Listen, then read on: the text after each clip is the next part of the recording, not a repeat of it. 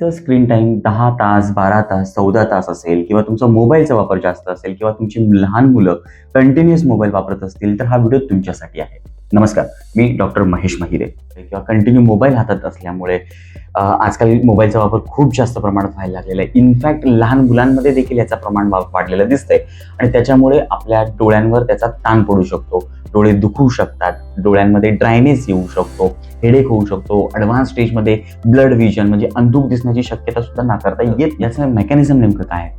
मनुष्य प्राणी साधारणपणे 15 ते 20 वेळेला एका मिनिटामध्ये आय ब्लिंक करत असतो, पण कंटिन्युअस स्क्रीनमुळे ती उघडझाप 5 ते 7 वेळेला येऊन ठेवते. म्हणजे साधारण तुम्ही 15 ते 20च्या ऐवजी 5 ते 7 वेळेस डोळ्यांची उघडझाप होते आणि त्याच्यामुळे काय होतं, आपल्या डोळ्यांचा आतमध्ये असणारा ओलसरपणा, आपण त्याला टिअर्स म्हणू शकतो, त्या टिअर्सचं इव्हॅपोरेशन होतं, ते उडून जातात किंवा कंटिन्यू ब्लिंकिंग न झाल्यामुळे त्या ओलावा आपल्या डोळ्यामध्ये पूर्ण पसरत नाही. त्याच्यामुळे डोळ्यांमध्ये ड्रायनेस येऊ शकतो आणि त्यामुळे रेडनेस सुद्धा येऊ शकतो. त्यामुळे तुम्हाला कंटिन्यू ग्रिटीनेस म्हणजे डोळ्यात काहीतरी सतत अडकलंय असा भास होत राहतो आणि डोळा दुखत राहतो. दुसरं महत्त्वाचं, ऑब्जेक्ट फोकस डिफिकल्टी. म्हणजे तुम्ही ज्यावेळेला डोळे एका ऑब्जेक्टवर फिक्स करतात त्यावेळेला जो फोकस होऊन आपल्याला जी क्लॅरिटी असते ती यायला वेळ लागतो. ही एक आणखी महत्त्वाचं प्रॉब्लेमपासून सुटकारा कसा करायचा? तर लहान मुलांमध्ये ॲक्च्युली तुम्ही मोबाईलचं लिमिटेशन्स केलं पाहिजे. म्हणजे बऱ्याच स्कूलमध्ये लॅपटॉप म्हणा किंवा टॅबलेट यांचा वापर केला जातो, मग त्याच्यामुळे त्यांचा स्क्रीन टाईम तर राहणारच आहे तेवढा. त्यांच्यासाठी 1 ते 2 तास मुलांना आउटर एक्सपोजर म्हणजे एन्व्हायरमेंटल एक्सपोजर भेटला पाहिजे, जेणेकरून त्यांची जी विजन आहे त्याच्यावर स्ट्रेन येणार नाही, ताण येणार नाही, थोडासा त्याच्यावर फरक पडू शकतो. त्याचा नक्कीच तुम्हाला फायदा होऊ शकतो. मोठ्या माणसांमध्ये बऱ्याच वेळा लॅपटॉपवर काम करणं तुम्ही टाळू नाही शकत, तुमचं कामच ते आहे. मग त्या सिच्युएशनमध्ये काय करायला पाहिजे? तुमच्या स्क्रीनचं डिस्टन्स हे 50 to 70 सेंटीमीटर्स असायला हवं.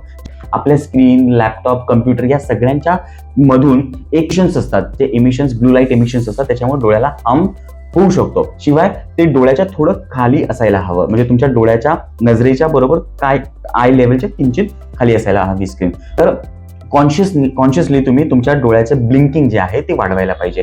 जसं म्हणालो की 5 ते 7 होतो, ते परत 15 ते 20 वेळेला झालं पाहिजे, याची तुम्ही खबरदारी घेतली पाहिजे.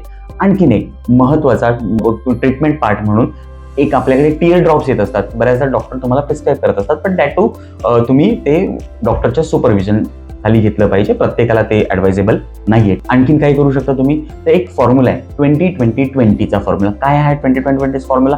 20 मिनिट्स तुमची स्क्रीन टाईम तुम्ही 20 मिनिट्स स्क्रीनवर कंटिन्यू बघत असता, त्यानंतर 20 सेकंड्ससाठी तुमच्या स्क्रीनपासून फोकस दुसरीकडे गेला पाहिजे. 20 सेकंड्स आणि 20 metres away. 20 minutes screen time, 20 seconds away, 20 metres लांब बघितलं पाहिजे. म्हणजे तुमच्या डोळ्यांच्या आतल्या मसल्सची एक्सरसाइज होते, आयबॉलची मुवमेंट चांगली होते आणि विजनला त्याचा त्रास होत नाही. एवढं सगळं जरी केलं तरी तुम्हाला त्याच्यापासून फायदा नक्कीच होईल. तरी सुद्धा लक्षणं कमी नाही झाली, रेडनेस आला, ड्रायनेस आला किंवा तुमचं ब्लड व्हिजन असेल तर नक्की डॉक्टरांचा सल्ला घ्या. Thank you very much.